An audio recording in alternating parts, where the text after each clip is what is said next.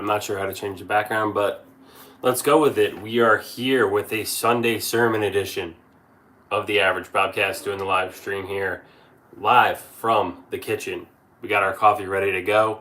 I would have liked to do some more longer form videos. Some of those have done really well on the channel recently, but in that regard, the lack of time that is currently available is not plentiful. So let's make the most out of it. Let's dive into things. And if people join in, they join in. If they don't, that's totally fine too. Because I wanted to get some thoughts out here, especially in the free agent situation at quarterback, where we'll get started here. Because my last video on Monday, not much has really changed from the Aaron Rodgers situation, the Russell Wilson situation. So let's talk about that, where we're at right now. Let's get started with Russell Wilson, because that is the option that I kind of preferred over Aaron Rodgers.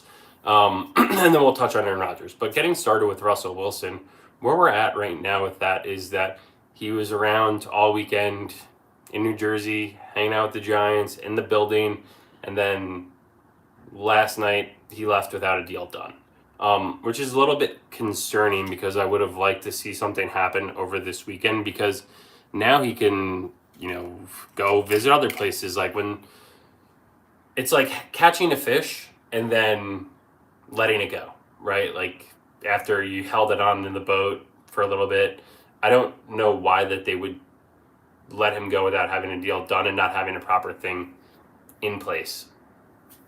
Or situation in place, because right now you're looking at Tommy DeVito still the only quarterback on this team, and it came down to three options between Aaron Rodgers, Russell Wilson, and possibly Joe Flacco, who somehow I think Joe Flacco might end up being the signing here, because if we touch on Aaron Rodgers, there was a recent post from The Athletic that said because there's rumors between Aaron Rodgers going to have an interest in the Giants because he's living in New Jersey after playing for the Jets, the Steelers because they have a good defense and good coaching, and the other option was the Vikings so he could complete his Brett Favre arc. I don't really understand why. Maybe play with Justin Jefferson and finally have like a really true elite wide receiver that he didn't kind of make that way himself.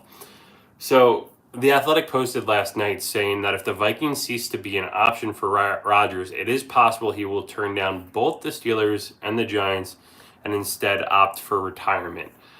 Which, in my head for Rodgers, that kind of seemed like what his plausible scenario was going to be. Before he even signed with the Jets in his whole redemption arc, and watching the show on Netflix, he said he wanted to play for a contender. The Giants aren't a contender right now. They're not going to be one next year, and the offensive line still isn't good.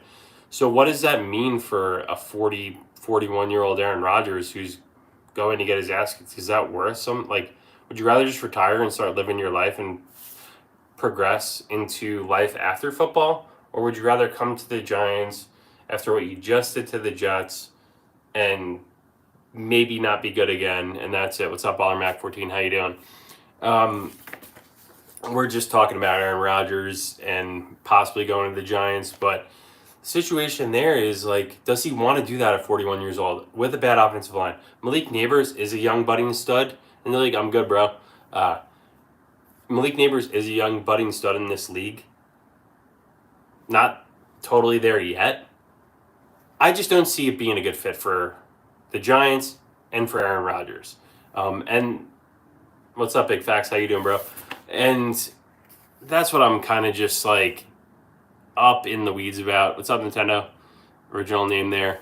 Where I don't think it's a good fit for Rodgers. And I don't really know why going to the Vikings would be a good fit for him too, or for the Vikings, because the Vikings also drafted J.J. McCarthy with their first round pick last year towards the MCL in training camp, what's up, Jacob Carney, which led to the rise of Sam Darnold, that just ultimately got him a boatload of cash from the Seahawks.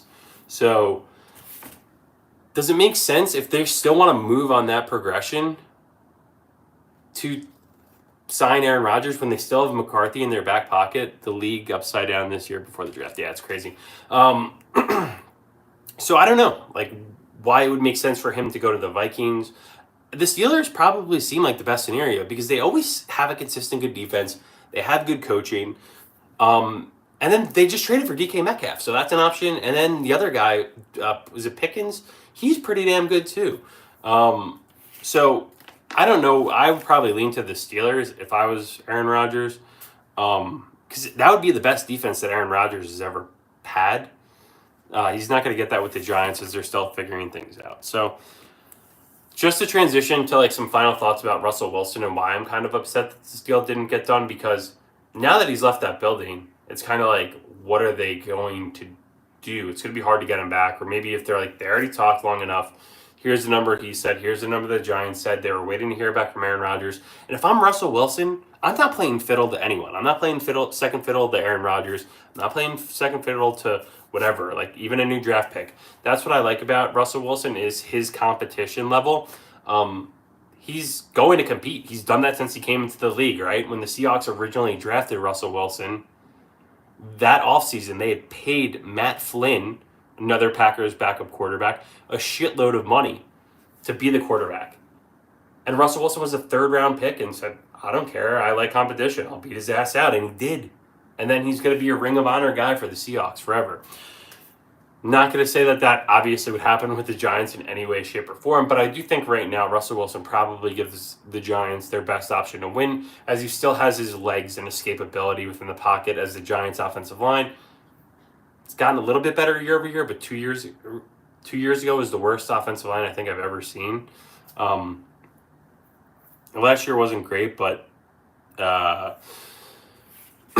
did improve a little bit year over year, which is to say, like, I don't know, is looking at a piece of, human shit in the bowl better than looking at your little dog shit? I don't know, maybe, but that's the evolution of me talking about the Giants offensive line.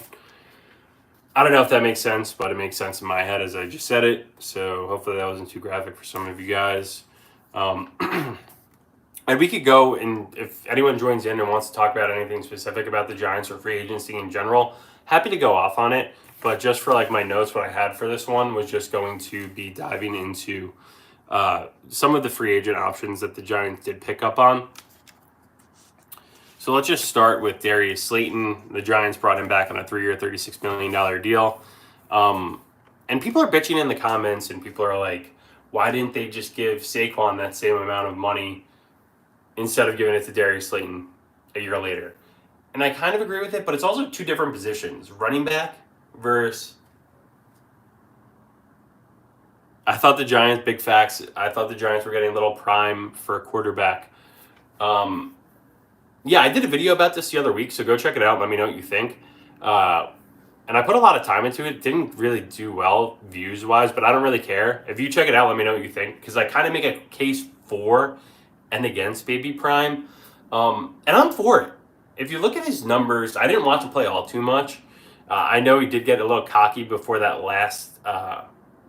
the last bowl game where he wore Giants like cleats and shit like that. And it does seem like the two are linked to one another. You saw a lot, like the media kind of pushes it a little bit. Is it a good fit? Yeah, Brian Dable and the Giants offense is really based around running quarterbacks, right? Daniel Jones, they move these quarterbacks around a lot. Shedeur seems to be like he wants to be a pocket style passer. Now, what makes me nervous about that is Brian Dable so far, as the Giants head coach, has shown that he's not going to change the offense for who's ever there to make them better, to go to their skill set. This is what him and Mike Kafka want to do. They're going to have to change stuff for Shedeur Sanders. Look what the Commanders did last year with Jaden Daniels, right? They bring in a new head coach. They bring in a new offensive coordinator, Cliff Kingsbury, who loves a spread offense, who loves a running quarterback, and takes what Jaden Daniels did successfully at LSU and pairs that to what could be an NFL scheme. The Giants don't do that. So there would have to be a lot of change and involvement on their part to say whoever they do bring in, sorry, big facts. Yeah, let me just finish my point there and I'll address that. But whoever they do bring in, they have to make changes, whether it is Aaron Rodgers, because Aaron Rodgers can't run the same offense as Drew Lock did last year or Daniel Jones.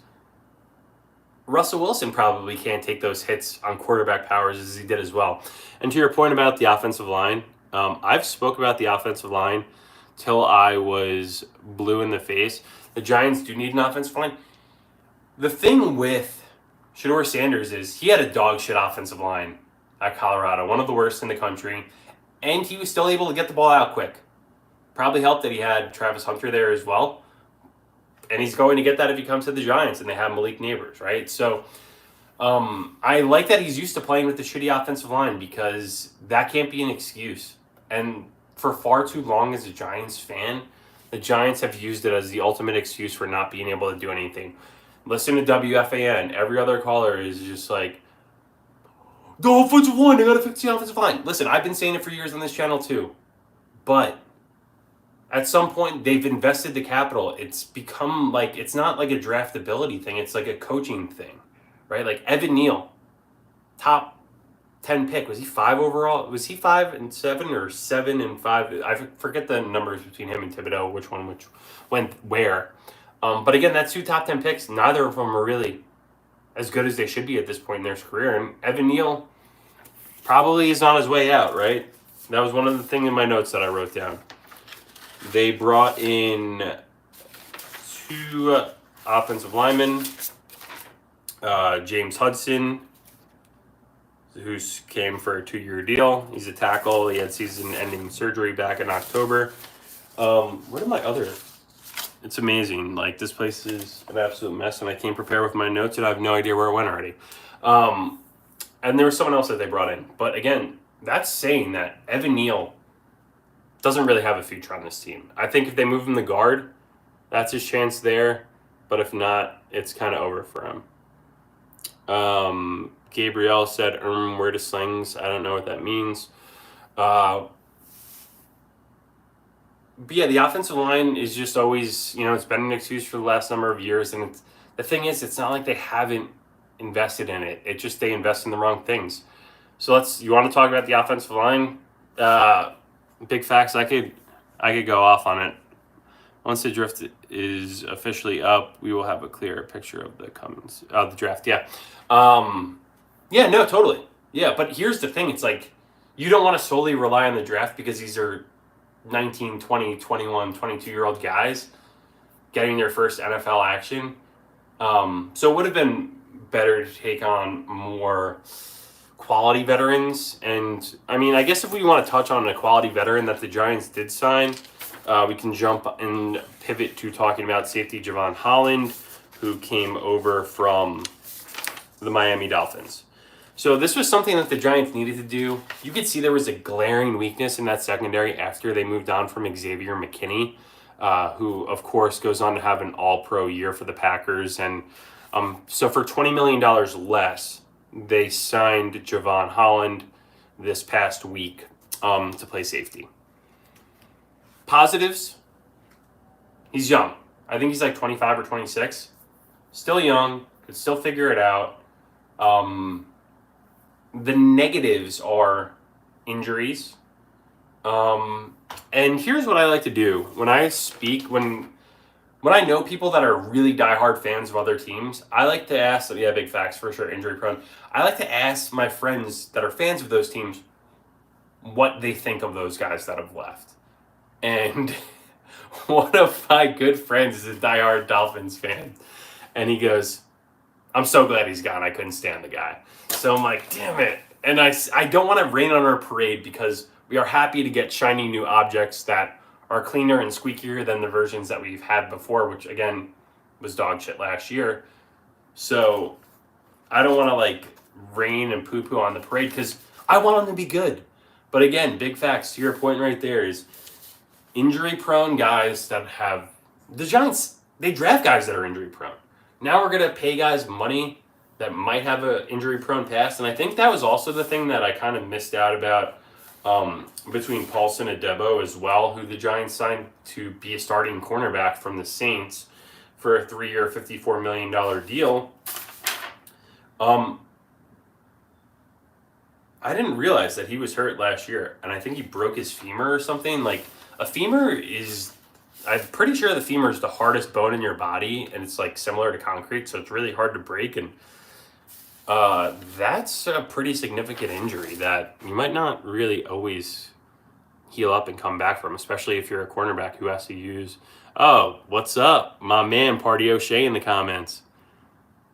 And yeah, the GM has no cohesive strategy or vision. Hard to dispute that.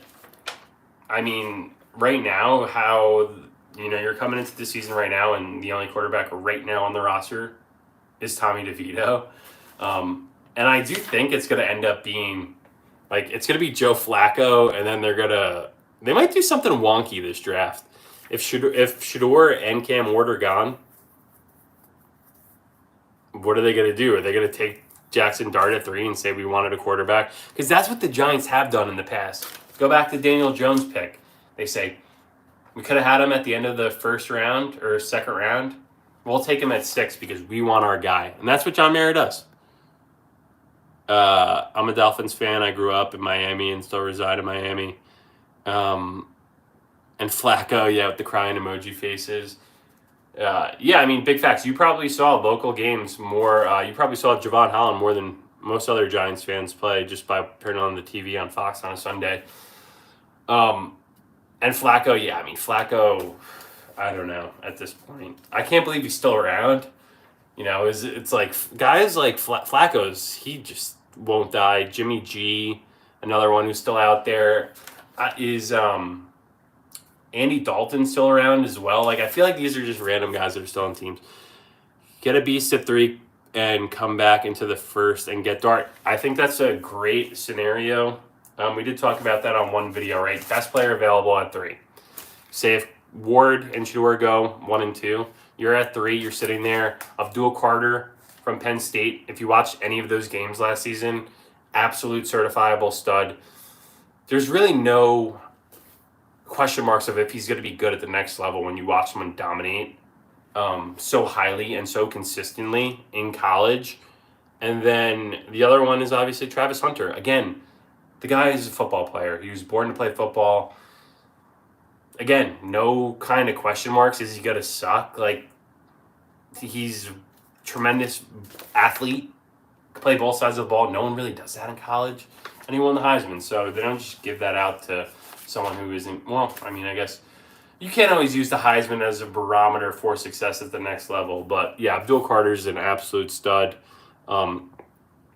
Speaking of Micah Parsons, I got lost to the Giants fans last year with the Colts. Yeah, that was funny. The Colts last year. Leave it to the Colts to always let the Giants just beat the shit out of them when it's really random. Like 2 years ago, you had Kayvon Thibodeau doing the Snow Angels next to like Nick Foles' dead body. Last year, Drew Lock against the Colts goes off for like 4 touchdowns and a rushing touchdown, so 5 total touchdowns in a game. Like, we needed to lose. Like, that was one of the weirdest games I could ever remember watching in such a long time, where everything was clicking: offense, defense, special teams. And I think the Colts also almost came back at the end of the game. But it's, you try to just eliminate as much from your memory as possible for the last season. Abdul Carter and the Micah Parsons comparison. Yeah, I was loving Micah Parsons recently. Talking so much shit with DeMarcus Lawrence, who I think DeMarcus Lawrence just signed somewhere else. Was it the Seahawks or somewhere on the West Coast? And he was talking shit, being like, I want to win the Super Bowl, and I have a chance to do that before y'all do. Because he's like, you just care about your podcast or whatever. And it was interesting to actually see. I've always wondered what athletes think, or teammates like that, at such a high level, when he's like, say you get your ass kicked one week, and then someone's doing a podcast the next day about talking bullshit. You're like, do you really kind of care? Which is why you really don't see a lot of professional athletes do it on a weekly basis. Unless you have that proven track record of winning and also likability, like whatever Travis Kelce did with his brother. But it was funny to see DeMarcus Lawrence just put in writing in a tweet and saying, like, you guys don't have a good chance of winning. And it's like, wow, that is some serious beef, especially, those D linemen on the Cowboys were so successful for so long. And even like the third guy that they would plug in as like a pass rushing D tackle type guy would get like 10, 11 sacks a year. So it's interesting to see, the wheels fall off completely there and guys just leave and immediately talk shit. Because that's something Saquon could have said right when he left, right? Just immediately fire up the old Twitter and just be like, I just want to win, and you guys have no shot of doing that. So there is a level of transparency, and I don't know, that I kind of appreciate when you see DeMarcus Lawrence just start immediately talking shit about the Cowboys the second he leaves. We're already 20 minutes into this. I probably don't have too much left to talk about. I guess just a couple free agent stuff that I wanted to run through really quickly just to have out as my initial thoughts here. Speaking of the Cowboys, the Giants did sign to a 3-year deal Chauncey Goldstein, D-end, a pass rush compliment for Dexter Lawrence on the inside. So that'll be good to have because it's just really been him. Did I say Trevor Lawrence instead of Dexter Lawrence? I feel like I always mess that up. Or do you want Trevor Lawrence? I always like speak quickly, and I think I always mess up people's names. Like I called Daniel Bellinger. I would think for the first season I kept calling him Cody Bellinger, and I don't watch the Dodgers play baseball. It's just like one of those things that was stuck in my head. Do you watch MLS from Eddie Prodes? That's a funny question, actually. I was thinking about because I got a notification from like 11 years ago that NYCFC had just started in Major League Soccer. And quick story for you there. One of my buddies, it was 2014 was after I think the Brazil-Germany, or when Germany beat the shit out of Brazil in the World Cup. And they were starting the NYCFC team that was going to be playing in Yankee Stadium. And a buddy of mine was like, hey, like, do you want to get season tickets? So I was like, I don't really know anything about the MLS besides, like, David Beckham was there the one time for LA or whatever. And season tickets at the time were like $200 or $300 for the entire season, and I lived in the Upper East Side. So I said, screw it, yeah, I'm in. And then they had signed some old school guys that were really good, like Andre Pirlo, Frank Lampard, of course, and Davi Villa. So it was fun to dive into that right off the bat. I don't have the season tickets anymore. My buddy still does. And that's one thing I've always thought about doing, sign Tevin Jenkins from Mr. Purple, Mr. White OG. Yeah, I just think, as the NFL goes on, and I don't know, this is an NFL channel, so I don't want to poo-poo it so much, but I feel like there's so many changes in the league when you watch these games, especially the playoff games, right? Recency bias. There's these phantom holds and penalties, and you're like, what am I watching? And then also as more data comes out of significant, brain injuries that these guys are getting over the longevity of their career, as more science comes out with that, I wonder if you would see, obviously NFL will always be king, right? But if the MLS will start to skyrocket in popularity for a couple of reasons, right? Cost of going to a game. You could afford to bring a family. You could afford to go with friends. Hit the concession stand. Grab a couple beers. You're not breaking the bank to do it. If you go to an NFL game, that is a full day's worth of travel. Tickets aren't cheap. They bang you over the head and nickel and dime you for every single thing. And even I don't know. It's just I don't know. We'll see what happens with it. I do think over the next 20 or 30 years, will there be a time where the MLS has eclipsed even something like the NHL? And I'm a diehard Rangers fan, it pains me to say, but if you look at the numbers, and even the NBA too is down a little bit from a viewership perspective. But NHL, I think, is really taking a bad turn because, again, why soccer is the most popular sport in the world? Because all it takes is a ball and a field. NHL, young kids don't really play hockey because it costs rink time, it costs all the gear, and it's expensive from a startup perspective. So I don't even know. You probably left during my rant there. Lackluster QB play over the last few years. Yeah, I'm going to not lie to you. I have no idea who the hell Tevin Jenkins is, Mr. White. But yeah, lackluster QB play over the last few years. Yeah, can't dispute that. I mean, are we gonna go into the season of the whatever is going off? I don't want to say her name because then she'll start listening and speaking to me. But I'm hoping maybe if they can take Shador, that will end the lackluster QB play. All right, I'm going to start wrapping things up in the next few minutes. I did want to get through some other free agency stuff. They did re-sign Long Island legend Greg Van Roten to come in at guard, which I think is great because he was the only guy to play every single snap on offense last season, which is literally insane.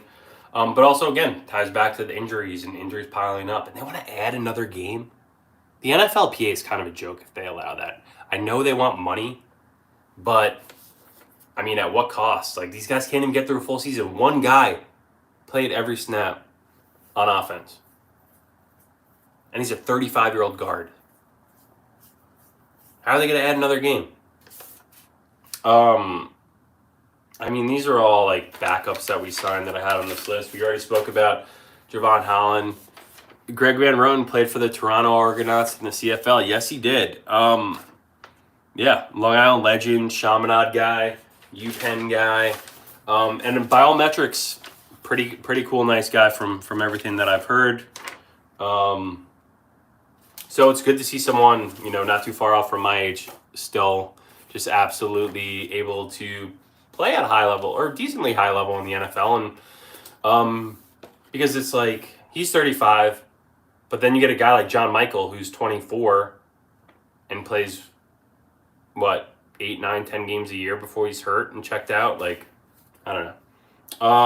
Yeah, I'm not even going to talk about the other stuff here that I had. There was one thing that I wanted to possibly end on if you guys didn't have anything else or you want to make it, more. What about Phil Simms, Mr. White? So the Giants defense, this is from Jordan Renan, posted this the other day. The Giants defense now has 5 players: Dexter, Burns, Okereke, Adebo, and Holland, making at least $10 million per season. 4 have been acquired through free agency and trade in the past 3 years. This can be a bottom half of the league unit for the 4th straight year. Yeah, I mean, the Giants do have some ballers on defense. I don't know why it doesn't translate. And here's also the thing with the 3-4. Mr. White, I'll get to you in a second. But here's the thing with the 3-4. I feel like growing up, and speaking of growing up, versus Phil Simms versus Eli, right? When the Giants would run a 4-3 defense and you had Justin Tuck, or you had Michael Strahan on one side, O.C. Umenyiora on the other, and then you could possibly plug in Justin Tuck as a speed rushing D tackle with Mathias Kiwanuka. The 4-3 just made a lot more sense to me. The 3-4, the Giants have never had a good pass rush, I feel like, since we've ever gone to it. And that's including big name free agents like Olivia Vernon. Brian Burns didn't really, impress me all too much last year for a guy making, just as much as TJ Watt. So, and I get it. You have to overpay for guys, especially when you trade for them. Otherwise, they'll sit out. Look what the Jets happened with Hassan Reddick. Guy played 4 games for the Jets after sitting out. So that's my thoughts on that. They got to be better. I don't know if I like Bowen, the defensive coordinator, but time will tell. Is your favorite Giants quarterback Phil Simms or Eli? So I feel like I don't have I was born in 1989, so I didn't really watch Phil Simms play all too much. I feel like my first memories of a Giants fan where I saw quarterbacks play were maybe Danny Cannell. That name was just if I ever see a Danny Cannell jersey, I get super excited because I'm he wasn't good, but I'm that was I feel like my first memories of being a Giants fan and watching.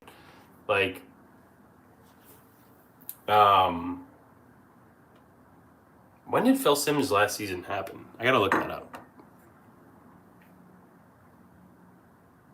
I do think Phil Simms kind of got screwed over, especially in the box for commentating games, because he was pretty good. He was one of the top guys, and then They kind of just told him to kick bricks one year.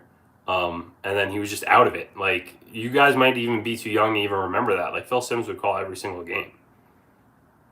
When was Phil Simms' last career?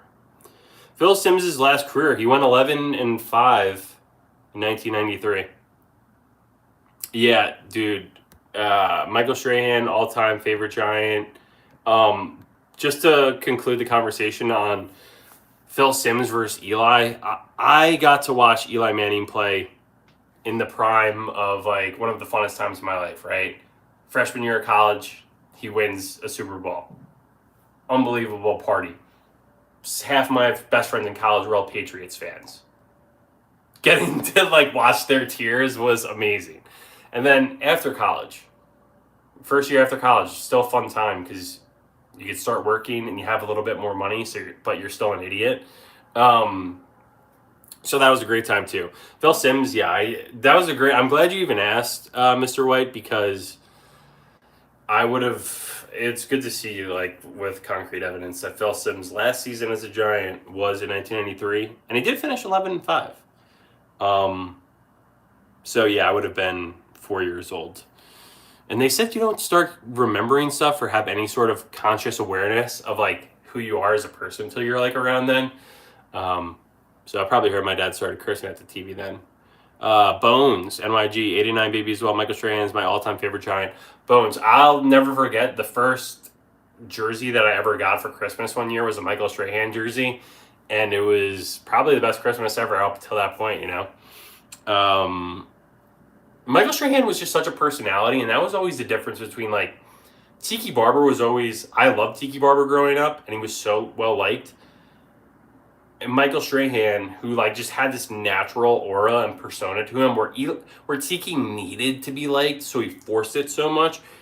Michael Strahan was just like, this is just who I am. You could take it or love it. And everyone loves him. And that part relayed into, like, the successful career after. Where that Tiki Barber wanted so much, but Tiki forced it and tried to will it to happen. Or Michael Strahan just was like, this is me. I'm just being myself, and this is who I am. And I did a video about Tiki Barber, if you guys do want to check that out one time. Because it was interesting to dove into all of that stuff. And I kind of just, like, reread an article that was written a long time, probably, like, in 2012-ish.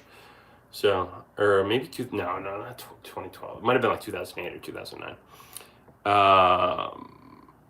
Mike the Tooth Strahan, yeah, just an absolute. From a Giants perspective, why does everyone hate him so much? Isn't he their leading rusher? Yeah, I mean, Mr. White, this is a great question. So I could go back a little bit in time for you here. So in the mid-2000s, Tiki Barber was the best Giants running back, right? And he was supposed to have a Thunder and Lightning duo with a running back by the name of Ron Dane, who won a Heisman at Wisconsin in the late 90s, maybe 2000. So the Giants actually drafted Ron Dane in the first round and paired him with Tiki Barber, who Tiki, I don't think, played until, like, his second or third year. I'm a Mets fan, bro. And we're just going into story time here about Tiki. But, yeah, so it's a long story short. I could go through this whole thing about Tiki Barber, but to give you the reason why Giants fans hate Tiki. Thanks for Saquon. Go Birds. Oh, God. They're coming in here. Tiki was always so likable. And you know what kind of bothered me a little bit, too? No, Juan Soto's not overrated. He's going to win a World Series this year. Tiki Barber, one thing he would, when he'd get tackled, he'd always, like, pat the guy on the butt and, like, smile like he was making friends out there. That always kind of bothered me a little bit. But tremendous football player, great running back. And here's the thing for why Giants fans hate Tiki Barber. He announced that he was retiring in the middle of the season, and it kind of threw the whole season off the rails. It made it about Tiki when the season wasn't going well, so he used it as an opportunity to put everything on him. Around that time and for the year before, there was a leak in the locker room someone would give information to members of the media and the beat reporters anonymously and give every single detail. there was I don't want to say conspiracy because it probably was Tiki Barber, but there was a big feeling that it was Tiki Barber giving that information. When Tiki Barber retired after that season, and Tiki Barber started bashing Eli and Coughlin the second he left the team, as he was trying to get on, be as like a commentator and be on like CBS football or Fox football, whatever he was on. He would go on to those shows and say, Tom Coughlin's a shitty coach and Eli's not a leader. Well, here's what happened. The Giants win a Super Bowl the next year, and that crushed his credibility, one as an analyst, two as being a good teammate, where he should have been, and let's just stop right here, because Tiki Barber should have been incredibly thankful for Tom Coughlin, because up until when Tom Coughlin came, Tiki started developing fumbleitis. It would ruin games. He'd have like one or two a game, and you're like, yo, like, what the hell happened to this guy? Tom Coughlin helped Tiki Barber fix this issue by, I don't even know if I have a football around here. Here it is. Tiki would run like this, and it would always get knocked out. Tom Coughlin, if you look, would have him running like this, and he could still run as fast as he can, but he would keep it high and tight. After Tiki retires, shits on Tom Coughlin. And here's a funny story for you. I went to Tiki Barber's last Giants home game, and everyone in the stadium was chanting, "Fire Coughlin! Fire Coughlin!" Don't listen to Giants fans too much. And if you think I'm bullshitting, there's definitely a video of that somewhere. It was, 2006, 2005? So that's why Giants fans hate Tiki Barber. He went to the media immediately and used just shitting on Eli and Coughlin as his way into the media. And he was completely wrong because they won a Super Bowl immediately without him and Jeremy Shockey. Two guys that, some of my favorite players in Giants history, but cancers. Let's call it what it is, guys. They were cancers. They weren't good teammates. They might be likable, and Jeremy Shockey's probably one of my favorite Giants players of all time. My grandpa's a big Blue fan. What's up, Moose? That's awesome. So yeah, Mr. White, I hope you enjoyed that story. That was a really long one that kind of went off the rails a little bit, but I think it did add clarity into why Giants fans hate him. So that's when he does show up, they boo him. And also after Tiki, I'm trying to think of the best way to put it. Tiki Barber, I think like he cheated on his wife, or that was pregnant, or I don't know if she was pregnant or she already had the babies, but she was living in like a dorm in like at his girlfriend's dorm or something. It was a really weird scenario. I forget the details. You could look it up, but it really rubbed Giants fans the wrong way because Tiki always looked like he was a smiling, nice guy. And then when you see the stories come out that he was cheating on his wife or pregnant wife or just had babies with like a 21-year-old and living in her dorm in college, you're like, this isn't the guy that I thought he was. Where Michael Strahan never did any of that shit. Moose, who do you want? Ward or Sanders? Ward seems to be like the consensus best quarterback, pro-ready. Sanders might need some polishing up. I prefer Ward, but it seems like he's going to be gone. And if I was the Titans, I would just be like, I'm taking him. Yeah, I would just throw out the smoke. And that's what's the most annoying part leading up to the draft, you guys, is the amount of smoke and fire or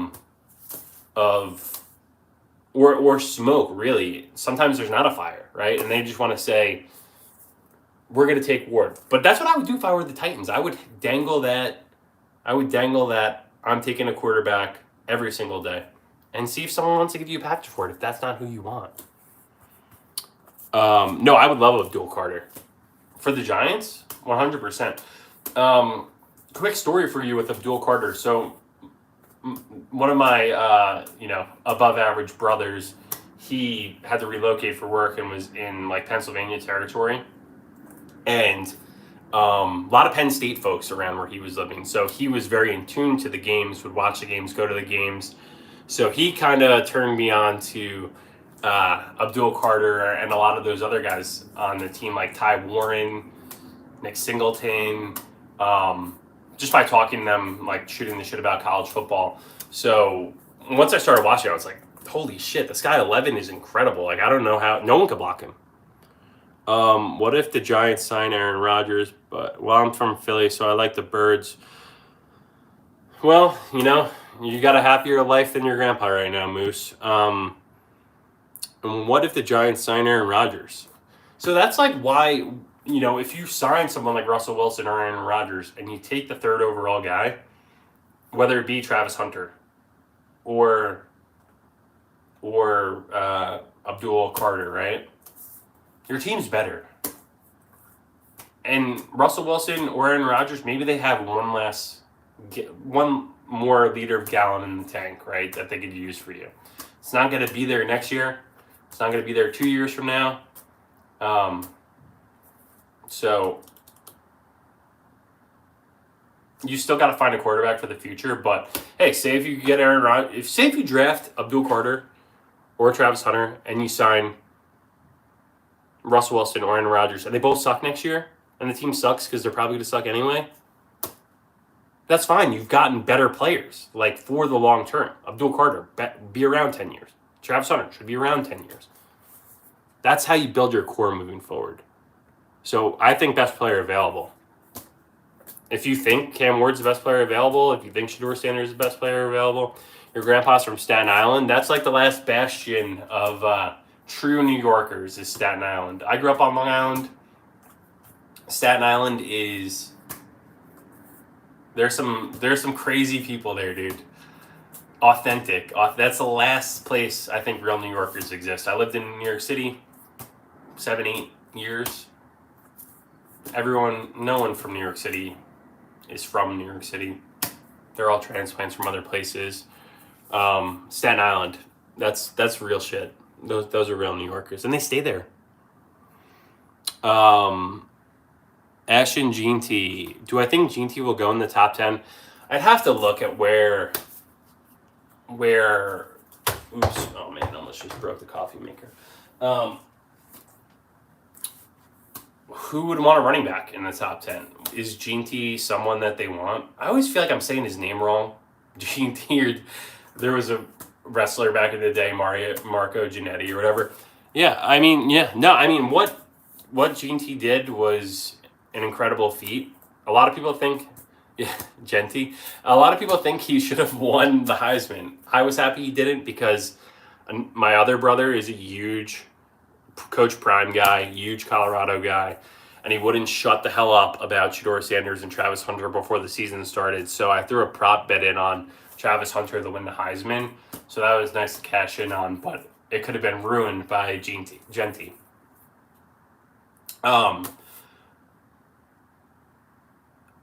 I probably wouldn't use any first round.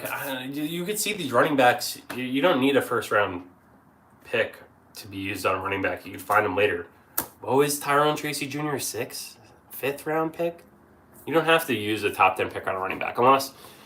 But Genty has a lot of wear and tear damage on him.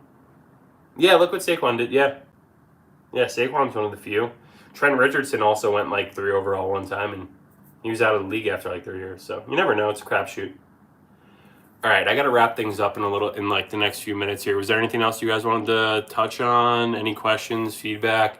Mr. White, Moose, you guys were awesome.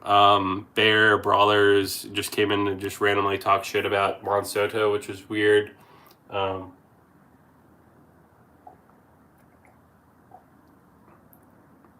What'd you guys think? Live chat? Yay? Nay? Good? Yeah, Mr. White, got coffee. Sports guy joining in right here. Sports guy, what's up, sports guy? Yeah, it's coffee in my Lord of the Rings mug.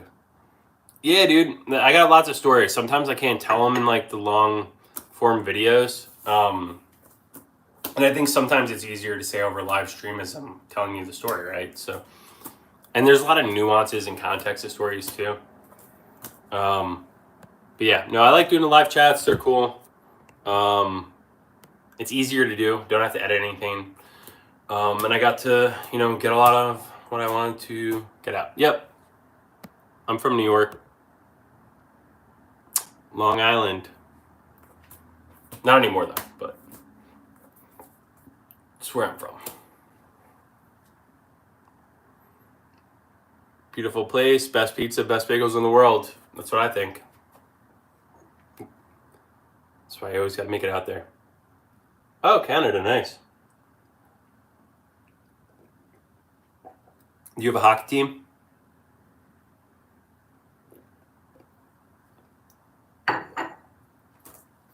I do work with a lot of Canadians, and unfortunately, the ones that I work with don't like hockey. They're like Raptors fans. Yeah, no worries. It's all good, dude. Oh, that's why you brought up the thing about the CFL. Sports guy, Jamaica. Talking about Jamaica Queens, dude. Yeah, no, that's cool. You know, it's always nice to, figure out what you like and don't like and stick to that. Like, everyone's like talking about March Madness and tournaments and brackets, and I'm just sitting here like, haven't watched a single second of college basketball. My family, they love the Big East, they love college basketball. A lot of friends and family, St. John's fans, Villanova, Georgetown. I don't care about college basketball. I love UFC. I love the Rangers for NHL, and I love the Giants, and I love the Mets. I can't. My time is limited, as you can see. The place is crazy over here. Argos are my team. They haven't lost a Grey Cup in 20 years. They played in Grey Cups, CFL Super Bowl. Yeah, there's cool. I've been to Toronto a bunch of times. I think I've driven past the stadium because, I feel like the Toronto soccer team or MLS team plays right over there too. You can pass it on the highway on the right, I think.